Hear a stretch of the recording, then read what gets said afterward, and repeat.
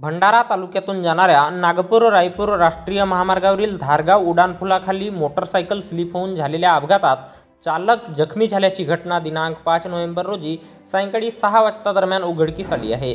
पारस गंगाराम चौधरी वय 20 वर्षे, राहणार सनेघरी, जिल्हा बाडनेर, हा मोटरसायकल क्रमांक MH36B 9246 ने लाखनीवरून धारगावला जात असता धारगाव उड्डाणपुलाखाली त्याची मोटरसायकलवरील नियंत्रण सुटल्याने डिवायडरवर आदळली।